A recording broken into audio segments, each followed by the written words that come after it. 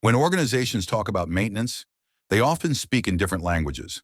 Some say preventive, others say planned, routine, or scheduled. But in world-class engineering and asset management, terminology is not driven by habit, it is driven by standards. According to ISO 14224 and other globally recognized maintenance frameworks, maintenance is not a long list of categories. It is built on two fundamental pillars: corrective maintenance and preventive maintenance. Every strategy, every system, and every maintenance model used in modern industry is simply a refinement of these two. So let's break them down with real-life examples you can actually picture in the field. Before we go into definitions, here's how professionals think about maintenance. We don't start by asking, what type of maintenance is this? We start by asking, did something fail, or are we trying to stop it from failing? If it already failed, that's corrective. If we're trying to prevent failure, that's preventive. That single question can classify almost every maintenance activity you'll ever encounter, from a small workshop to a global production plant. 1. Corrective maintenance. Corrective maintenance is the type most people already know because it happens after something goes wrong.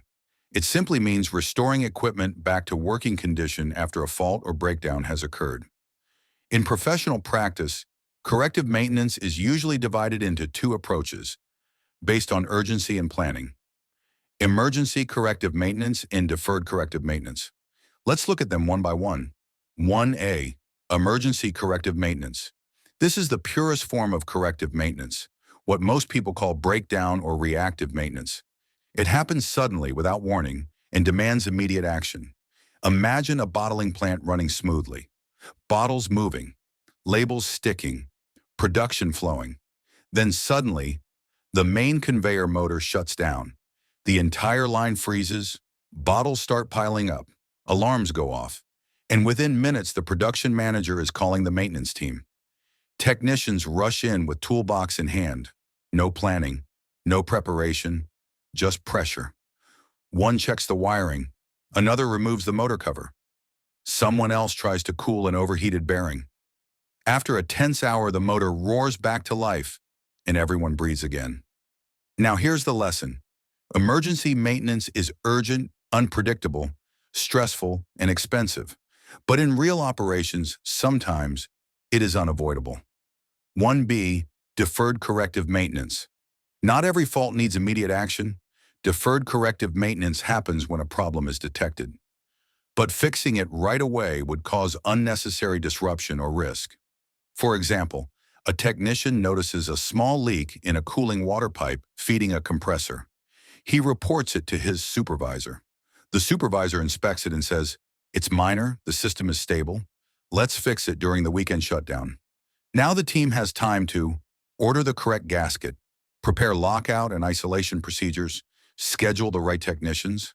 When the weekend comes, they shut down safely and fix it properly. No stress, no scrambling, no unplanned downtime. Lesson: deferred maintenance is not neglect. It is choosing the right time to fix a non-critical problem safely and efficiently.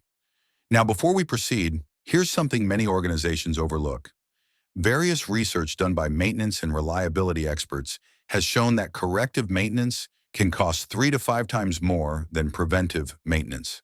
That's why high-performing companies in power, oil and gas, manufacturing, and aviation aim to keep emergency maintenance below 2% of total maintenance activity, because every emergency job is a signal that something in the system failed earlier, not just the machine, but the process behind it.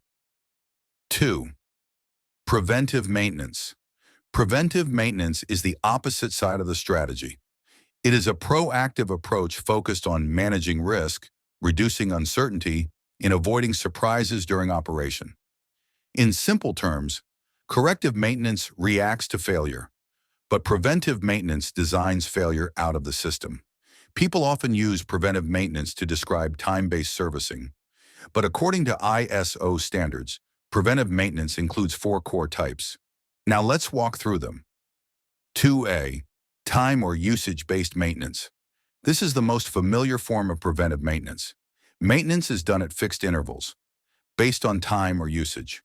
Hours, cycles, kilometers, days, weeks, months.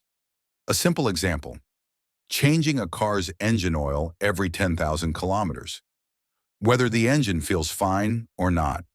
This approach is easy to plan, easy to schedule, and widely used, especially for standard equipment in regulatory compliance. 2B, condition-based maintenance. Most equipment doesn't fail because it gets old. It fails because conditions change. Condition-based maintenance focuses on detecting early warning signs, such as unusual vibration, temperature increases, leaks, abnormal noise, electrical imbalance, pressure fluctuations. Instead of guessing, maintenance teams watch the equipment and step in just before failure occurs. This reduces downtime, avoids unnecessary part replacement, and keeps systems running closer to their true operating limits. 2C, predictive maintenance. Predictive maintenance goes one step further. Instead of just spotting symptoms, it uses data, sensors, and analysis to forecast when a failure is likely to happen. Modern systems track things like vibration patterns, oil quality, temperature trends, load behavior, historical failure data. The goal is simple but powerful. Fix the machine at the perfect moment, not too early and not too late. This approach is usually reserved for high-value, high-risk, or mission-critical assets, like turbines, aircraft systems, large compressors, and power generators. 2D, detective or failure-finding maintenance. This type of maintenance focuses on finding hidden failures, problems you can't see during normal operation. It's especially important for standby equipment, protection systems, alarms, safety devices. A simple example is pressing the test button on a fire alarm, not because there's a fire, but to make sure the system will work when a fire actually happens. It's important to understand this clearly. Failure-finding maintenance doesn't prevent failure. It reveals hidden failures so they can be fixed before they turn into disasters. Now, here is a takeaway for you. When you look at maintenance in any organization, from a small workshop to a global operation, remember this: every task fits into one of two purposes: fixing what has already failed or protecting what hasn't failed yet. High-performing companies don't compete on how fast they fix breakdowns. They compete on how rarely breakdowns happen. And that difference is built, not with tools alone, but with systems, data, and disciplined thinking. And that's it for this video. Thank you for watching. If you found value in this content, please give it a like and share it with your team. Subscribe for more practical engineering and maintenance insights. And make sure you watch our next video. Choosing the right maintenance strategy, what engineers don't tell you. Until next time, stay reliable, stay prepared, and keep thinking like an engineer.